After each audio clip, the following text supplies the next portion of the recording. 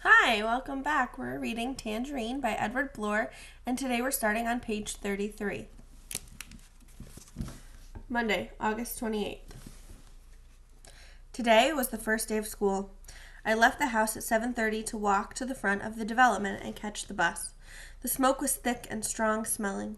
I walked past dark green dumpsters filled with plasterboard and scrap metal, past blue portable toilets parked along the construction lots. It occurred to me that I've never lived in a development that was finished. I have always lived with overflowing construction dumpsters and portable toilets sitting on boards.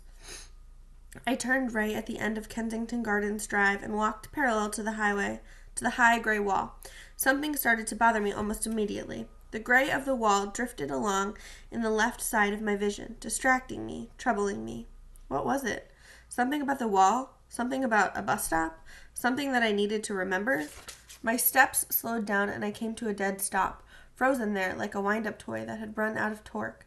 Then a scene came back to me. Just like the other morning in Houston, entirely on its own, a scene came back to me. I remembered another bus stop and a shiny yellow school bus.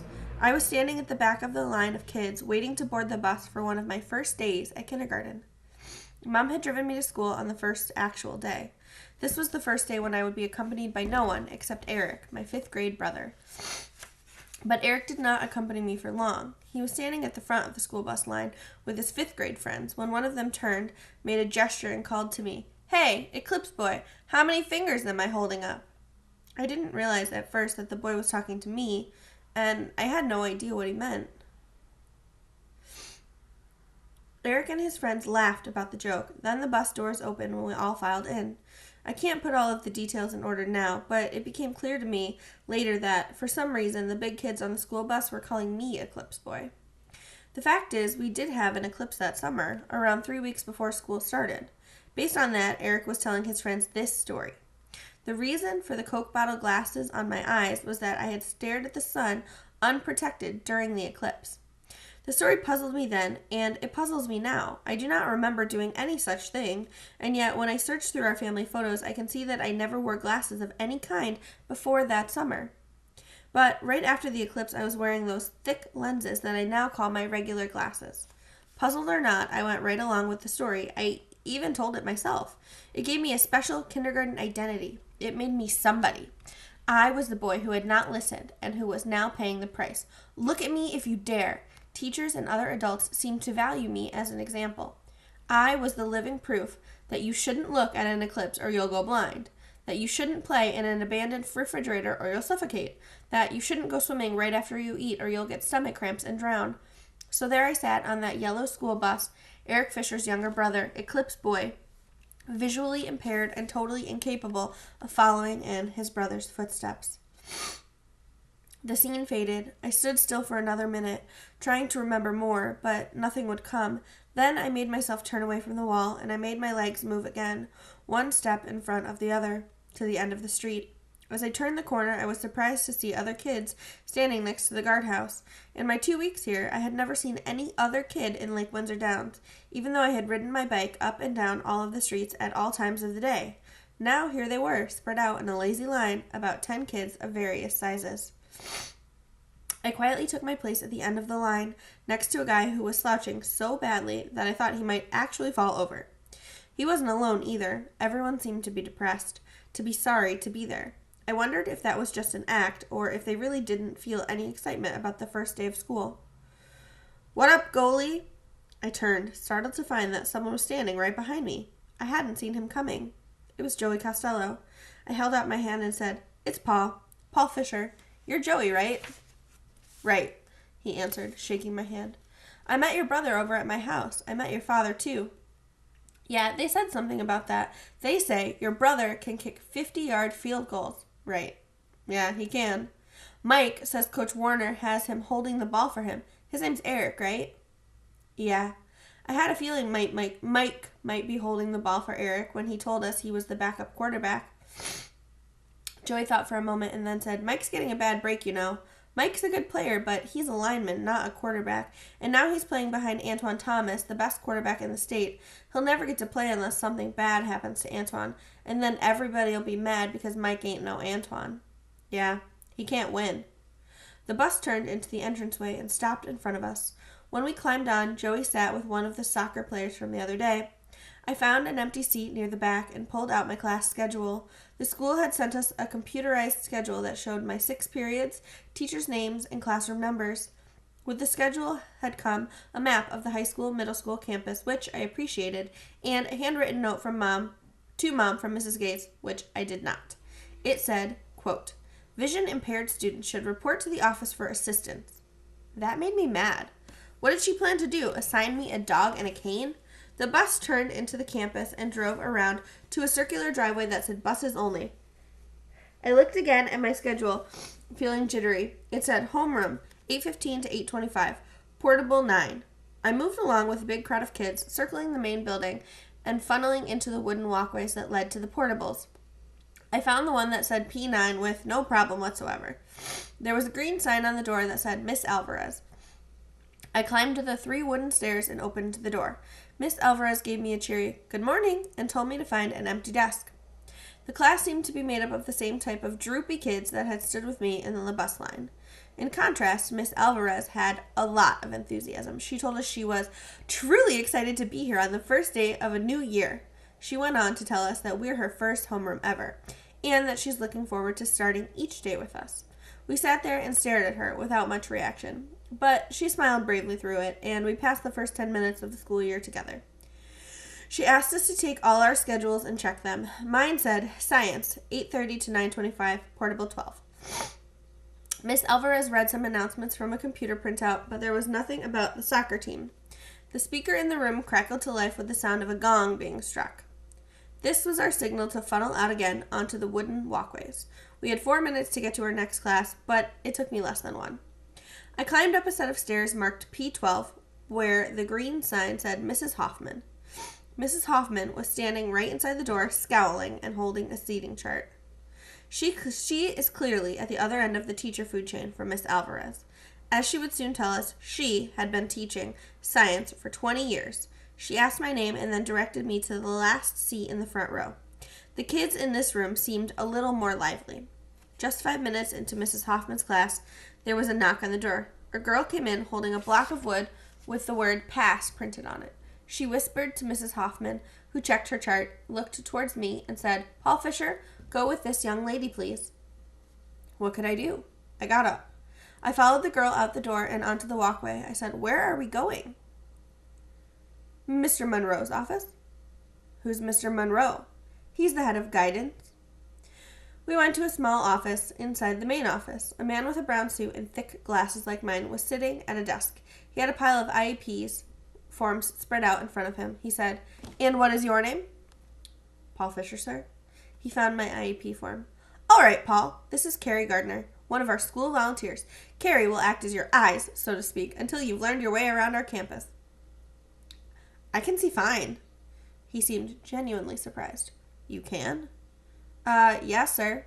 I've been to 2 classes already."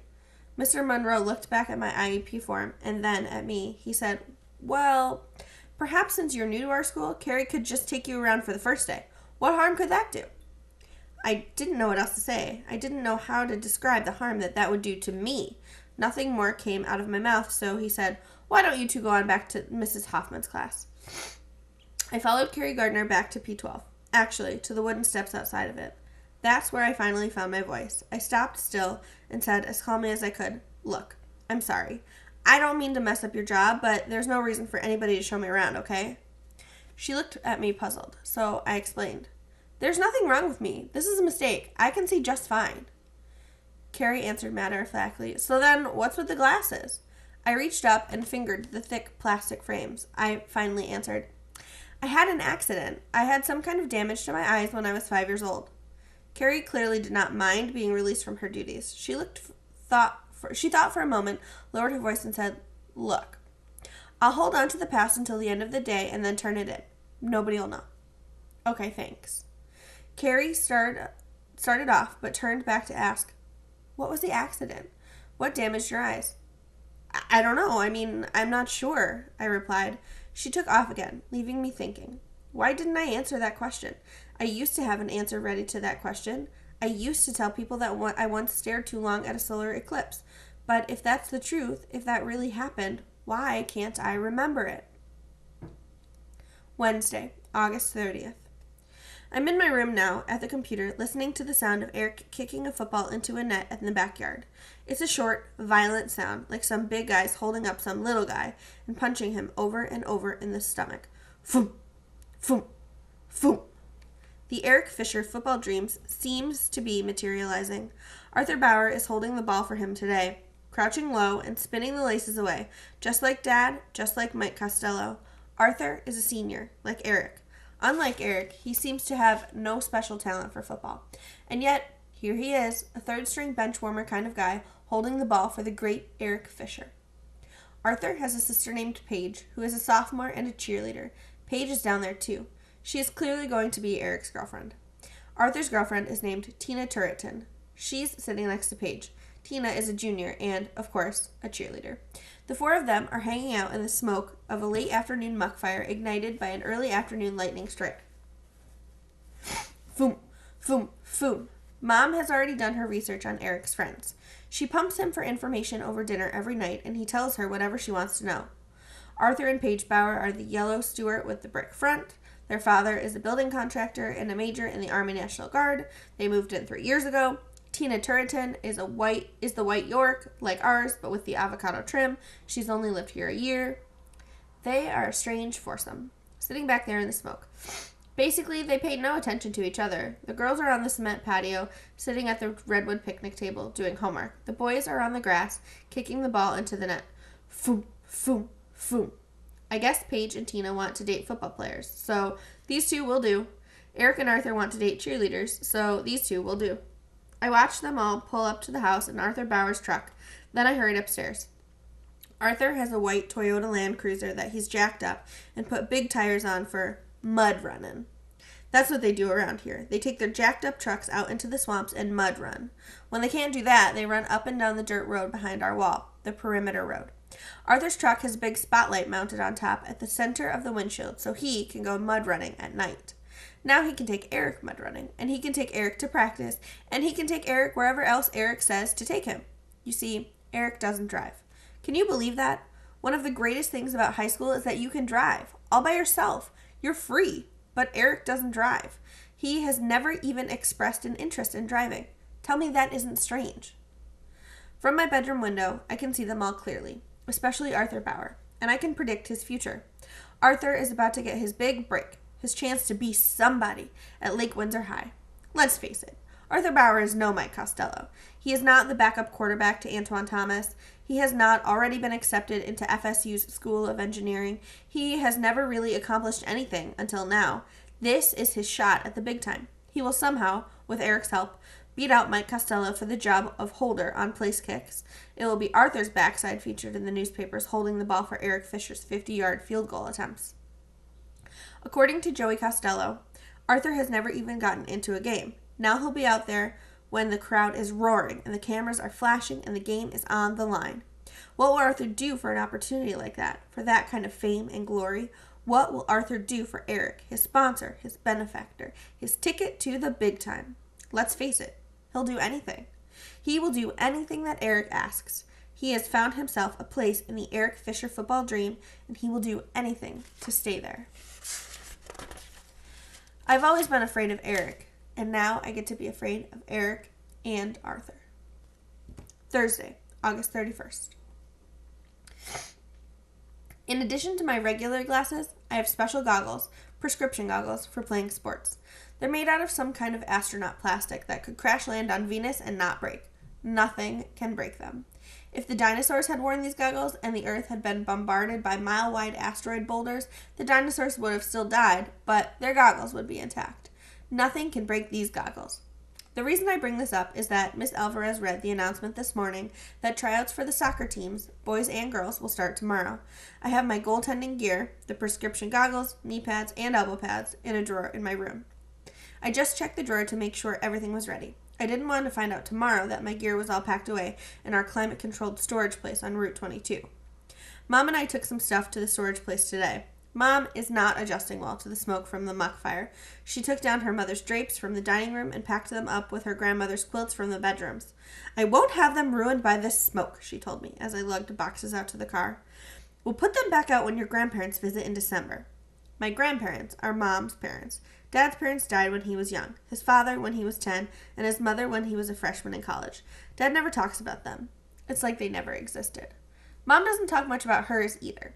I know that my grandfather's retired from the Army as a master sergeant. He still works as a security guard in an office building. My grandmother always ran a daycare business out of her home, wherever that happened to be, right up until last year.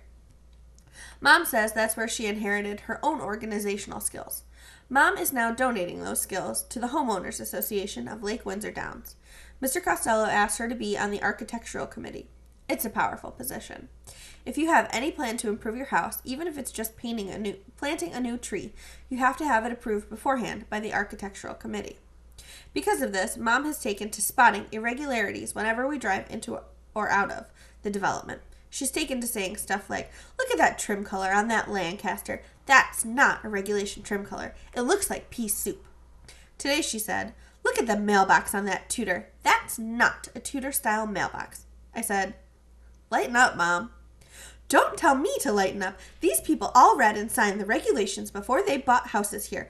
Those regulations are serious, Paul. This development has a certain look to it. If you like that look, then you buy a house here. If you don't like that look, then you buy a house someplace else."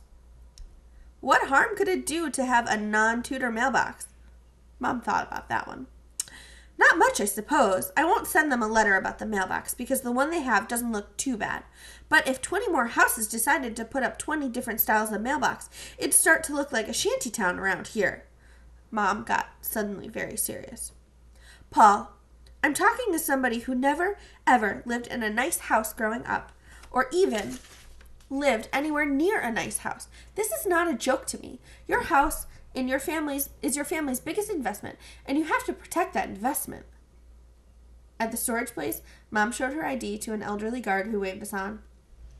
I unlocked our bin, pulled up the sliding metal door, and stacked the boxes inside. On the way home, I turned the conversation to soccer tryouts. Mom actually had a good suggestion. She said, "You should call that Joey Costello boy. You two could run some laps tonight. Maybe we can get a soccer team carpool going with them, too." I called Joey as soon as we got back and asked him if he wanted to start running. He said he runs every night at 6:30 and I could meet him at the guardhouse if I wanted. I said okay and hung up. That was odd. If he ran every night, why had I never seen him? Anyway, Joey turned out to be pretty funny. Up until now, he's been a little stiff. We started to run with the sand at our backs and just a trace of smoke in the air. On our second lap, he pointed to a house, a white Stewart on a corner lot. He said, "You see that house?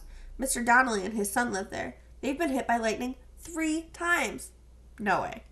Absolutely, 3 times. Are they losers or what? I had to laugh when I noticed the sign on their front lawn. Hey, look, it's for sale. Yeah, like they've got a prayer. I don't know. When you're looking at a house, does anybody tell you bad stuff like that? Joey said, no way, they'd never mention it. Well, what if you found out? They'd tell you it was a good thing. They'd tell you that, statistically, it's the safest house in the whole development, maybe in the whole world. There's almost no chance that this house will ever get hit by lightning again. I looked back over my shoulder at the receding Stewart. It'll get hit again. And again. I'll tell you why. Why? The lightning. It knows that spot. What are you talking about? I pointed at an empty lot full of sugared sand. Think about this place. After they plowed under all the tangerine groves, what did they do? Who? What did who do? The developers, the construction guys. What did they do? I don't know. They leveled everything out with bulldozers, right? They brought in tons and tons of that white sand and dumped it here. Then they landscaped over everything. Yeah, so what? So let's say that the corner house used to be the highest ground around here for miles. Maybe it was at the top of a rise with big trees on it. So that's where the lightning always used to strike. Then it must have had big dead trees on it. Whatever. This was the highest spot, and it worked like a lightning rod. Now, you could bring back those developers and the construction guys and the engineers and ask them to point out where the highest spot around here used to be. Not one of them would know, but the lightning knows. It hits right where it's always hit. It's just that some fool had stuck a house there. I pointed back towards the front of the development toward the 4 English royal family models. Who knows? Maybe someday, after all this crumbles away, the trees will be back and these storms will make sense again. We completed our second lap. Joey was looking at me a little strangely. He said, "See you tomorrow." "Right. Tryouts are at 4. You need a ride home?" "Nah, I'll catch a ride with Mike."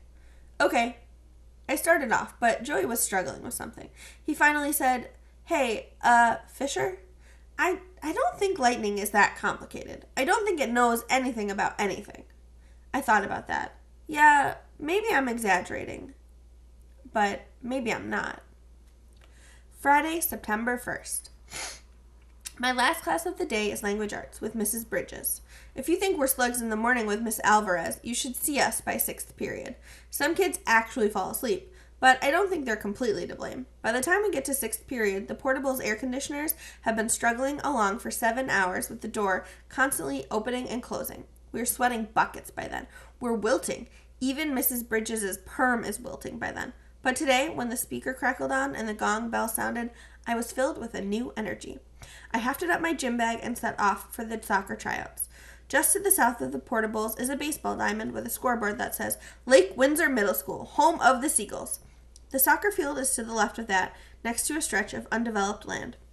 As I left the wooden walkways, Joey fell into step with me, and we jogged together to the fields. "You're a pretty good goalie, right?" he asked me. "Right," I said. "Then I'm going out for fullback." "Hey, we need at least 2 goalies. What if I get killed?" "You're not going to get killed. I'll play fullback. I like fullback. You get to knock people down." "Suit yourself." Joey pointed to a circle of kids near the sideline. "Check out Tommy over there, the kid with the ball. He's from the Philippines. Awesome display, man. Awesome."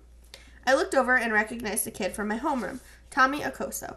He and a group of guys standing around watching him like he was a juggler. We stopped to watch him too. He kept hitting the ball straight up in the air with his head, feet, and knees, never letting it touch the ground, just keeping it going and going and going. Sometimes he would make it stop dead, right on his forehead. It was an awesome display. Not all of these guys were the toe stubbers who I had played with last week.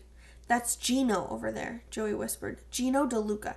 He'll be the captain this year, no doubt. He was a co-captain last year, scored 22 goals. I saw a big guy. Big for a soccer player, with long, curly black hair. He was driving penalty kicks into the net from 12 yards out. I asked Joey, "Where's he from?" "I don't know. New Jersey, I think?" Gino kept hammering penalty shots into the upper left corner of the goal while a tall kid in a gray sweatshirt retrieved the ball and rolled it back. Gino is obviously a major leaguer. He's the kind of guy you have to have on a soccer team in order to win. The guy who wants to take the penalty kicks. The guy who's hungry to score the goals. The head coach is Mr. Walski, an 8th grade teacher. He blew a whistle and we all moved toward him. He looks more like a basketball guy to me, but he coached the soccer team last season, and he knows most of the 7th and 8th graders. He's tall and nearly bald. When he spoke, it was in a raspy voice. "I want to congratulate you guys on making the team." There was a scattering of laughter. "For those of you who may not know it, our policy in the Lake Windsor Middle School soccer program is this. Everybody makes the team, everybody practices, and everybody gets a uniform. However," and he paused here for emphasis, "that does not mean that everybody is, as we say, quote, on the bus. Everybody cannot, and I must emphasize, cannot, go to every away game. We have a small team bus, and we have restrictions due to insurance. We can only take 15 kids to the away games. That's our policy. You're a part of this team from day one, but your part may be to play in practice games only and to dress for the home games only. Does everybody understand?" There were nods around the group. The coach continued. "Okay, let's get started. Gino, you're the captain. Take them twice around the field. Then we're going to break into 6th, 7th, and 8th grade groups and start calisthenics. Let's move out." I ran with Joey and about 30 other guys twice around the field. "That means half of us are dog meat," Joey muttered. "What are you complaining about? You're on the team. 15 kids are on the real team, and 15 kids are dog meat. I was dog meat last year, and it was a drag. I don't want to do that again. Hey, it makes sense to me. Why drive all these extra guys to a game when there's no chance they're going to play?" "Yeah, that's easy for you to say." After calisthenics, we broke into groups to kick the ball around. I had no reason to do that, so I found my gym bag and got out my goggles, knee pads, and elbows. Gino and some other eighth graders were back at the goal, kicking shots at the kid in the gray sweatshirt. I walked up next to the goal and stood there until they couldn't help but notice me. The kid in the gray checked out my goggles and said, "Yow, it came from Mars." The eighth graders laughed, but when I didn't go away, Gino said to me, "You here to play, or are you here to model sportswear?" "To play." Gino motioned, and the kid in the gray sweatshirt stood off to the side. I moved into the goal, dead in the center, and placed my heels on the chalk line. A kid with red hair was next in line to kick. He took a shot that rolled wide of the goal. I never even moved. I was waiting for Gino, and he knew it. He called for the ball and then placed it with care on the penalty line. He stepped back 3 paces and looked right at me. I got down into my goalie crouch, a coiled spring, ready to release. Gino shouted like a samurai, took 2 quick steps, and started his powerful kick. I sprang up to my right, exactly where I had watched him kick every other penalty shot. I heard the sound of his foot walloping the ball, and then I felt it smack against my right wrist. The ball flew away from the goal as fast as it had flown in. It sailed toward the far line. It hit the ground and popped up immediately. I hit the ground and popped up immediately, ready for more. Gino looked at the ball bouncing away in the distance, and then he looked back at me. He seemed genuinely surprised. "Whoa," he said quietly, and gave me a thumbs-up sign with both hands. The kid in the gray sweatshirt hung around by the goal for another minute. Then he casually walked out and joined the others in line, waiting for a turn to kick on me. The coach didn't see any of this, but I knew I had just landed the job. I was now the Lake Windsor Middle School goaltender. First string goaltender. On the bus goaltender.